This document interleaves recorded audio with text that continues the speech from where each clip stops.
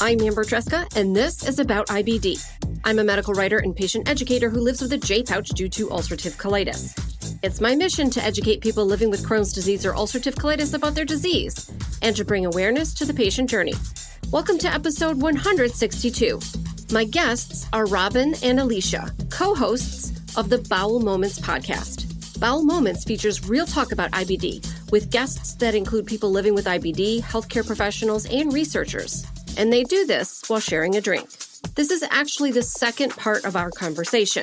Robin and Alicia asked me the questions on Bowel Moments episode 121, published on October 16th, 2024. So by the time we got to the second half of our discussion, which you are about to hear, I already had a glass of wine and could no longer pronounce the name of their show. Alicia tells us why and how they got started on Bowel Moments, and we exchange our thoughts on the challenges of producing good audio without a budget. Then Robin and I share notes on how we manage the emotions around taking in other people's IBD stories while we're coping with our own challenges. Spoiler, the answer to that is therapy. All of this, plus Robin makes a big announcement, and I did not cut it, so she is going to have to make good on her promise. I have a very special guest. I have two very special guests here. First, Alicia, welcome to About IBD. Thank you, Amber. And I was about to say, well, I guess that covers Robin. I'm not sure why I'm here. So you're now our emotional support human. I think you may have been Robin's, but now you are mine. So that's what we're going to say. I love it. Whether you like it or not. I love it. I'll take it. All right. And we also have with us Robin. Robin, welcome to About IBD. Thank you so much. I'm nervous to be on somebody else's show. Well, I will go Host Amber will go gentle on you. First of all, I'm going to start with you, Alicia, because Robin lives with IBD. Alicia, you do not live with an IBD, but we're going to let you into the space. So, Alicia, tell me a little bit about the podcast that the two of you host together. Sure. Yeah. Our podcast is called Bowel Moments. And it started out with just a kind of quirky idea that I pitched to Robin. And, as the person who doesn't live with IBD, I don't have the bona fide qualifications to be talking about it. So I definitely needed somebody as exuberant and charismatic as Robin to help me run the show. But yeah, our tagline is real talk about the realities of IBD served on the rocks. And so we bring in people living with IBD or healthcare professionals that are involved in the space or researchers. And we just have them share their stories, very similar to what you do, but definitely not nearly as professional, a little more off the cuff and perhaps sometimes silly. But yeah, we have a good time with it, but it's a great way for people to hear lots of people's stories about living with IBD. So it's fantastic. We have so much fun. Yeah, and that comes through. I'm such a fan. Just full disclosure, I do not normally drink for my own show, but we have been talking for a little while, so we are having a little bit of wine as we talk. So it might be a very special episode of About IBD. Robin, you are also here with us. You do live with an IBD, a complicated type of IBD. You've had quite a journey. You've outlined it on your show, and I'm going to put some episodes in the show notes where people can go and listen to you tell your story in more depth. But I want you to give me the Cliff's Notes of your journey. See, told you, I like the word journey. Mm-hmm. Yes, I want you to give the Cliff Notes of your journey with IBD so far. Yeah, so I was diagnosed when I was 25. So 25, I've been living half my life with IBD, originally diagnosed with ulcerative colitis. Very dramatic and traumatic entry into the IBD community, like most of us. Ended up in the hospital for 21 days and left without a colon. I lived with an ileal anal anastomosis, which is my ileum was connected. An ileorectal anastomosis. My ileum was connected right to my rectum. That's like 4 inches that I had left of my rectum for about 20 years. And in 2017, 2018, I started having pretty severe symptoms again, like different symptoms, new symptoms. And I leveled up to Crohn's. And then just 2 short years later, ended up having to have surgery and have a J-pouch now. So I actually have Crohn's and a J-pouch. So you are only the second person I have known and also had on my show that had an IRA. Mm. So they originally did that for ulcerative colitis. What year was that? I got my IRA in 2001, Okay. 2001. And what was the decision-making process between J-Pouch and IRA? Or was there one? Did they give you a choice? There actually was one. Mhm. I was going to have a J-Pouch. Okay. And when the pathology reports came back after they removed my colon, my surgeon, my colorectal surgeon, changed my diagnosis to indeterminate colitis. Mm-hmm. And he's like, I can't tell if this is Crohn's, and I don't want to give you a J-Pouch if you have Crohn's. Yeah. And so he's like, you can have an ostomy or you can have the IRA. And I had a 2-year-old and a 1-year-old. And I thought, what's the worst that can happen? I've been living with an ostomy for a year. I'll just go back to an ostomy. Yeah. Why not give it a shot? Let's see what happens. And so I was able to live with the IRA for 20 years. Mm-hmm. Also, you would be the person that I've known that's lived the longest with an IRA. The thing that people worry most about, or I shouldn't say everybody, but a lot of people worry about, is you go from ulcerative colitis and you have this situation where you're having all this bloody diarrhea and a lot of times you can't hold it, et cetera, et cetera. With an IRA, there's no reservoir, there's no rectum except what they leave you with, but a J-Pouch serves as a rectum. What was your experience of continence between the two? Over the course of the 20 years, it got better and better. Initially, I was on Imodium or Lomodal. I think Lomodal at first is what the surgeon sent me home with. But I am hard-headed. And I do things the way that I want. And I did not want to be on even over-the-counter meds. Like I didn't want to have to take that. So over the course of the year after my reconnection, I weaned myself off of the Lomodal. Yeah. And so the only time that I really paid attention to what my continence was, when I first met my husband, we were married for 15 years this month. We judged it by road trips. You're going to think this is hilarious. So when I first met him and we were driving from Texas to Louisiana, he'd have to stop at so many rest stops for me to go to the bathroom. Yep. But then year by year by year over the course of our marriage leading up to when I had to have surgery again, he's like, babe, we only had to stop at like 3 rest stops this time. Like it's so much better. So that's how he judged. And I never paid attention to that. So over the course of the years, my body did adjust. I would say at the end of my tenure with my IRA, it is about what I was at 1 year post J-Pouch surgery. So I was going to the bathroom 8 or 10 times a day with the IRA eventually. Yeah. But I was going at night, at least once a night without fail. With the IRA, I couldn't make it, I couldn't make it through the night. Whereas with the J-Pouch, now I can sometimes sleep 6 or 7 hours, 3 years in with J-Pouch. But that's what my life was. That's how things were. That's how I thought it was going to be. So I just made the best of it. I hear that. Yeah. They ask me whenever I go in to see my team, they ask me how many times I go to the bathroom a day. And I'm like, I don't know. I don't count. I don't even. Every once in a while, I threaten that I'm going to put a dry erase board in my bathroom so I can just like hash mark it 1, 2, 3. Oh, made it to 5 today. That's a good idea. Yeah. Maybe then I would know. It's not a thing that is bothersome to me or troublesome, and I don't like concern myself much with it unless I have pouchitis, and then it's very clear. And then it's like it doesn't matter how many times I'm going a day. I definitely have pouchitis, and I know what it is. So yeah, that's so interesting. Thank you for giving that experience. I've only met one other person with an IRA, and she actually ended up not having it for very long. Yeah, same with the person that I know who now lives with an ostomy as well. So, but I don't think he had a problem with continence. I think when he had it, until he developed fistulas, like it was great. I think it was great for him as well. So, all right, Alicia, I'm going to switch over to you now.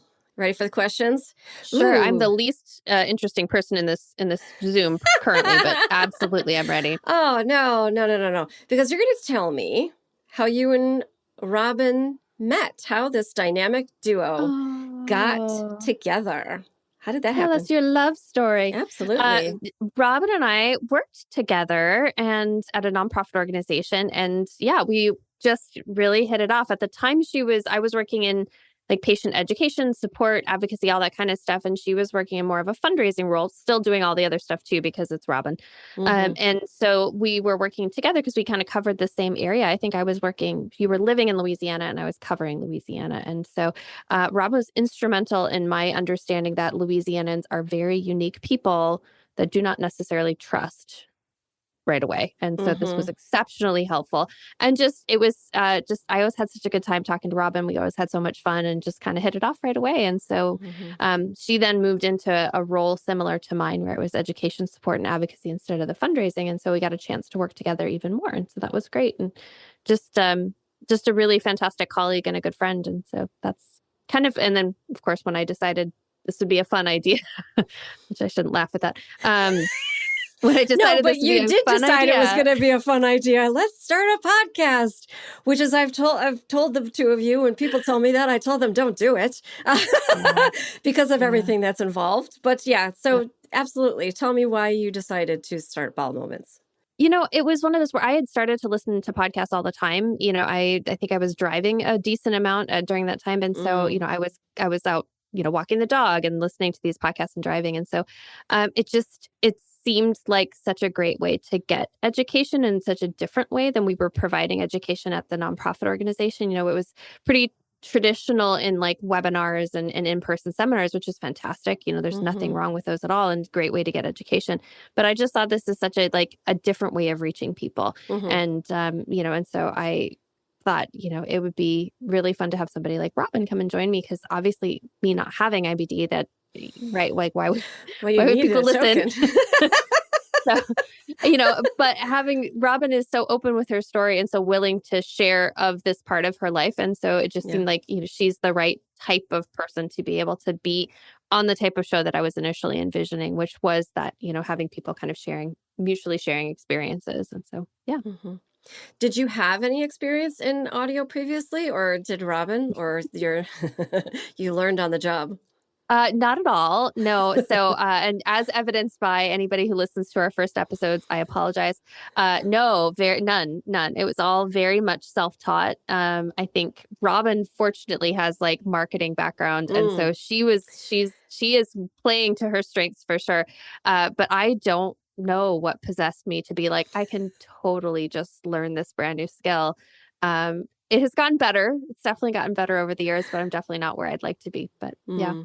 It's difficult, and it's also difficult to take the time out to learn when you have a full-time job doing a completely different thing. So you have to love it. So, and I will say, you're better at it than you think that you are. So let me just say that again. To you.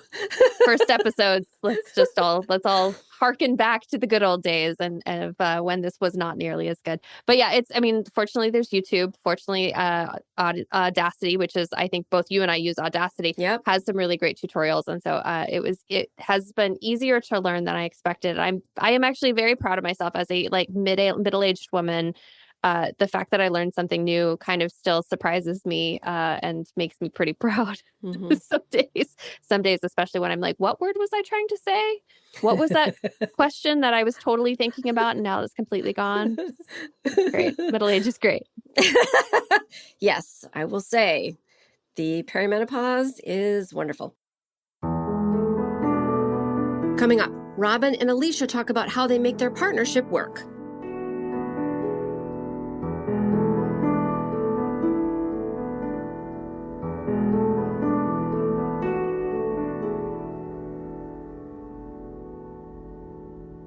I have a question. Either one of you can take it, or maybe you can answer together. Tell me about your logo. How did you come up with the logo? Who drew the logo? Where did it come from?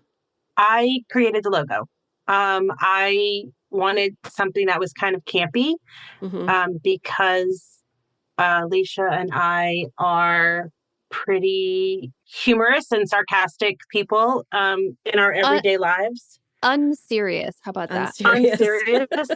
I knew I wanted it to be a colon or intestines. It's the whole bowel. I knew that she had to be holding a drink. And I picked champagne because that is Alicia's drink of choice. And Nice. so I kind of just put her together piece by piece.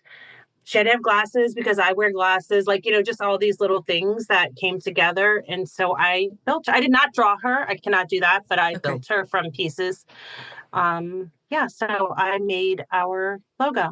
Perfect. That's every time I see it. Seriously, I I wonder about the origins of it. So thank you so much for explaining. The origins of that logo is my brain, my little brain. All right, collaborations are tough. Let me just put it out there. Collaborations are tough, and when you find someone that you can collaborate with, like you, I know I do. I hold on to them with like every ounce of grip strength that I have. So I'm wondering how the two of you split up the work and decide who is going to do what on the show. Alicia does do all of the production, and thank God that she does, because for the first few episodes, I couldn't even listen to my own voice.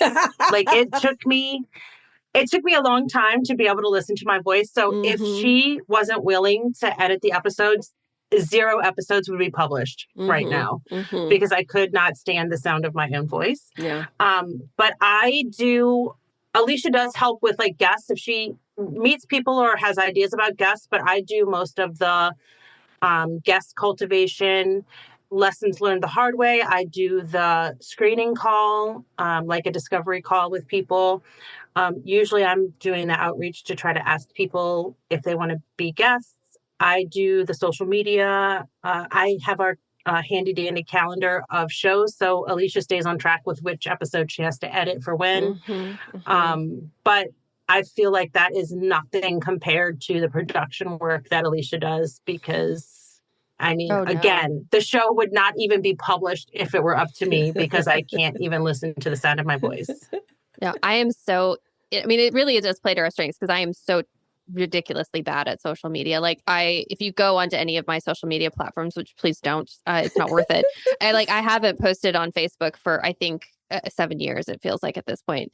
So I would not be good at this. I would not be good at that part of it. And Robin does like keep us on task, keep us on track, keep us organized. And I edit, and that's what I do. It just, because again, you and I talked about this, Amber, it takes time and it takes concentration. And so,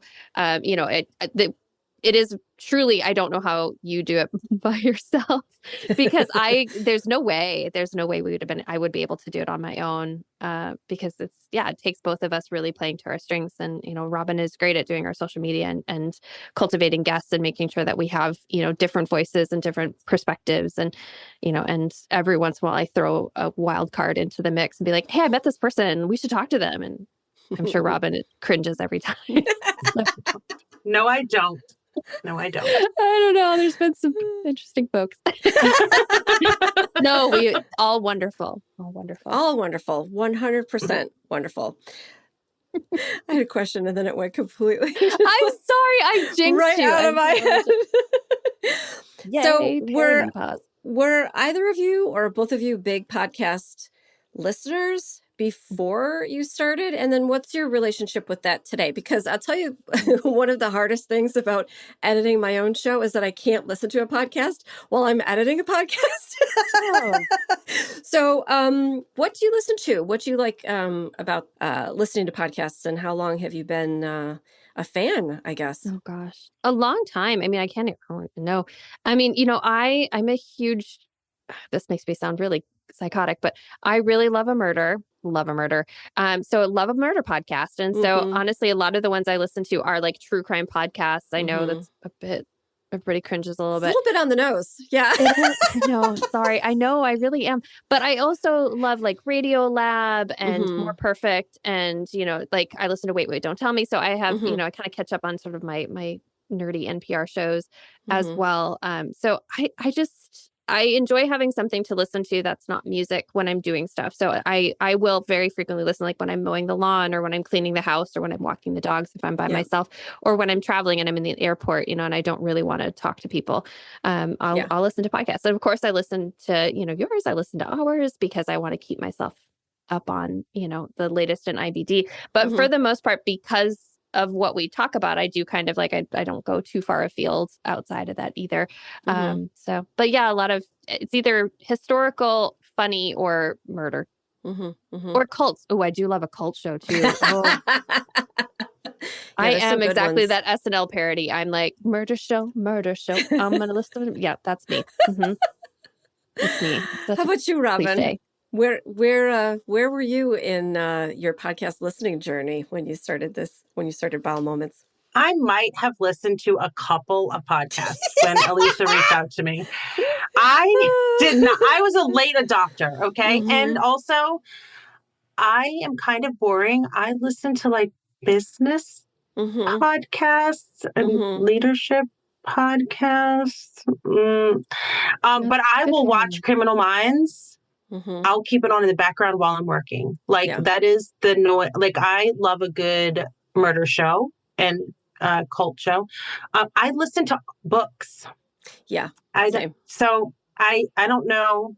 Maybe it's because I'm doing the podcast now. I can't hardly listen to podcasts, but I listen to books. Yeah. Yeah. I do the same. That's also the hardest thing about editing my own show is that I can't be listening to an audiobook while I'm editing my own show. If I could, I would 100% do it. But there is always something in my ears. There is always a pair of headphones around my neck. Sometimes I have to remember to take them off because I'm always listening to something. And I think also, and you can both, tell me what you think about this, as I think also it's important to listen to other shows to get ideas, hear how they're doing things, hear sometimes honestly the quality, and just to understand where sort of the podcasting industry is in terms of that. And Alicia, it sounds like you listen to a lot of shows that are probably, I don't know, professionally produced, would you say?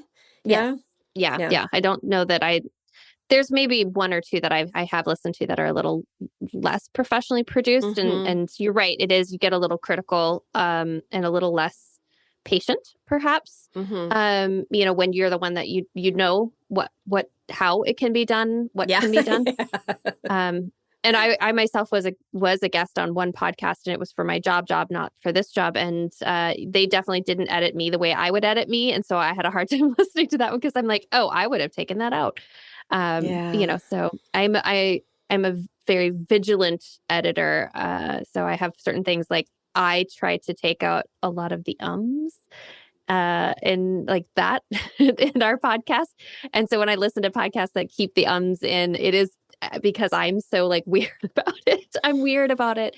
I definitely struggle a little bit. But then I listen to the other ones that have like much better audio quality or much better like audio production in it. And I'm so jealous, like people that do really well with bringing in music and like you and I were talking about, and are able to do like the voiceovers and add stuff. And I just, I'm not skilled enough in that, nor do I have frankly the time. So I definitely, I listen with envy and also with cringing at times at the same time. But no shade on anybody. Sorry, everyone. No, same. I understand from, working on my own shows that how difficult it is. So I try to have some grace. But there are times where I'm listening to a show and I'm like, you guys did not listen to this before you put it out into the world, because this was definitely something that should have been fixed before you sent it out. And not indie shows. Anybody who's like us, who wears all the different hats, I mean, honestly, we're all in here doing the work. We got to support one another. But if you have 4 or 5 minutes of ads in your show, I'm going to be a little judgy. That's oh God, yeah. That's how I feel about that. Yeah. There's a new show I started watching. You can take this out if you don't want to like everybody have a plug, but it's called The Dating Detectives. And it's a woman who is a detective and a comedian, and they bring people on who have like had like insane, intense, really crazy relationships. It is it's funny and also kind of I think similar to what we both try to do is add some levity, some humor, but also like provide some information. And they have so many commercials. I'm a little bit jealous of their sponsors and the fact that they have them. Right. But B, also, it does take you out of the story. And so I do get a little frustrated because it's like, 3 full minutes of commercials. And I'm like, fast forward. And so I get a little annoyed by that. But, if you listen to our show, we don't have any ads. So yeah, there's a lot to unpack there. And I have feelings about that, especially for what we do in this space when you have somebody's story and you're trying to treat it with care and with respect. I'm not quite sure that a mid-roll ad is the way to go. But that's why it's good for you to be the one doing the editing, is that like you can yes. be more selective. It might not be exactly mid, but you can be more selective in where you put it. Like you cannot interrupt a really, kind of a moment that needs to happen together. You can be a little more selective. 100%. And that is part of the creativity. And that is one of the things that I love about working with audio, is making those kinds of choices. Up next, Robin tells us how she copes with making a show about IBD while also living with it.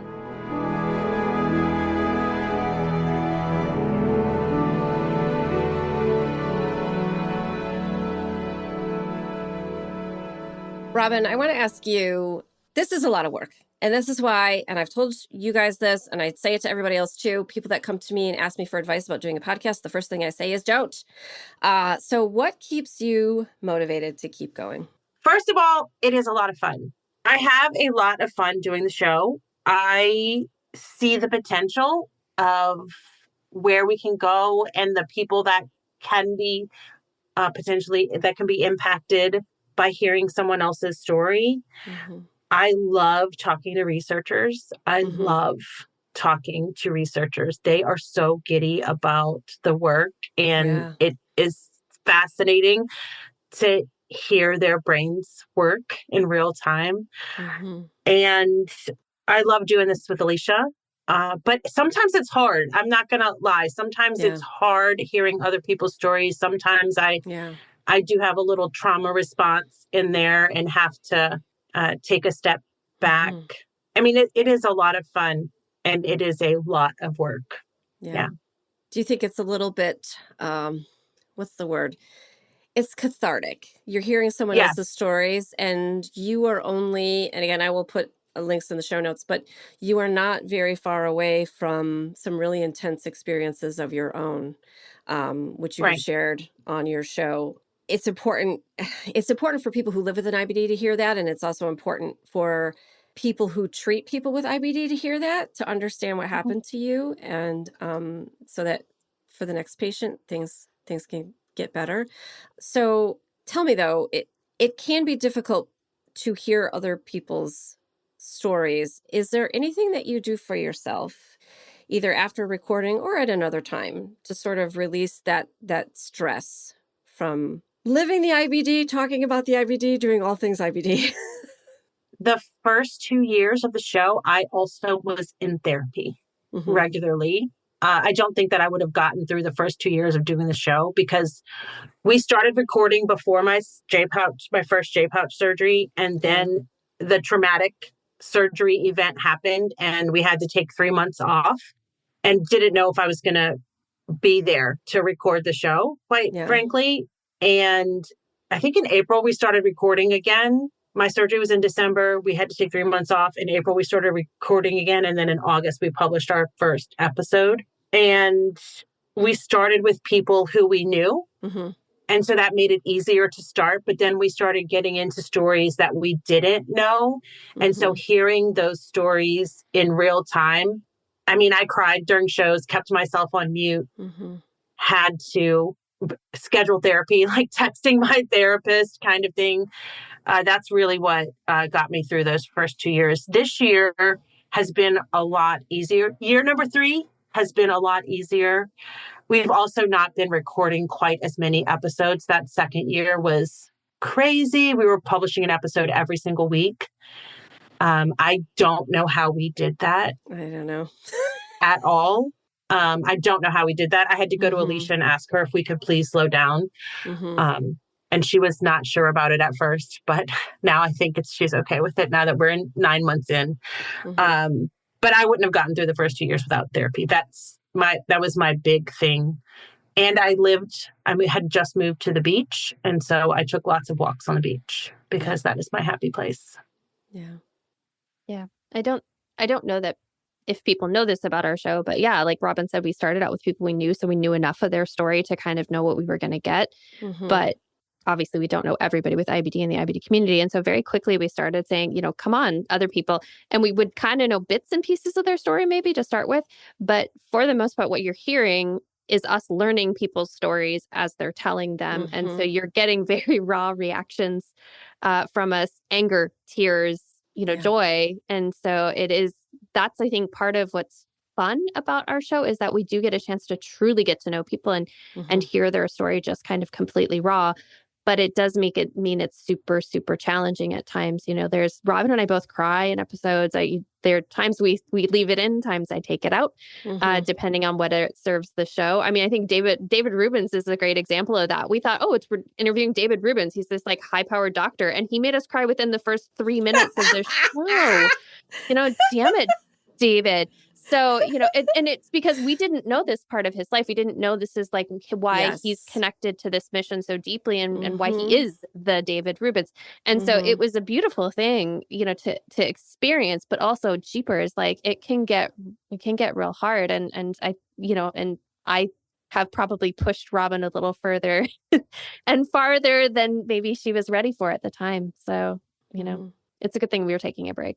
Or doing less episodes. We recorded also because of Robin's job being so intense in the summer. We don't record during the summers.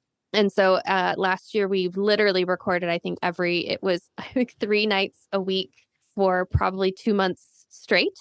And so it was really intense. So it was all of a sudden we were just getting all of these stories all at the same time, and so it definitely, it worked, I think, for the show. It just perhaps was not the psychologically safest thing for Robin. Sorry, Robin. I live to tell the tale. That you have to be very careful when you're telling your story, when you're asking other people to tell their story. I think you need to be very intentional about it. So I appreciate you both going through that because it's not something that I've discussed on my show before in this way. Although I talk about it a lot with my guests, and a lot of times we'll shut off the recording and then we'll talk for a little while longer with my guests so that they feel safe and after telling their story. Because even very close friends that I have had on the show, they will tell me something that I did not know every single time. So it just goes to speak of the diversity of the IBD community. All right, we got to wrap this up. Oh my gosh, it has been so lovely to get to know the two of you a little bit better. Although, as I've said, I know you very well from listening to your voices all of the time. So I'm going to ask you, Robin, though, because you are the one that does the social media. Tell me, where can people find Bowel Moments and follow you all over the interwebs? The best place to follow us is on Instagram at Bowel Moments Pod. We do have a Facebook page, but usually it's just reused content from Instagram. And I'm on Twitter. We do have at Bowel Moments Pod on Twitter as well. When we are interviewing like a professional guest that has a following on Twitter, I'll go over there and post it on there. But I don't spend a lot of time on Twitter because honestly, I do have a full-time job that's pretty demanding.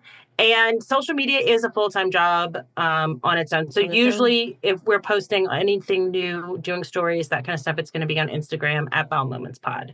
And we do have a website, which I have not updated. But you can go there and see bowelmomentspod.com. All right. And are you available in all of the places that people can find podcasts generally? Every place that you listen to podcasts. Yep. Here, I can tell you this, Amber.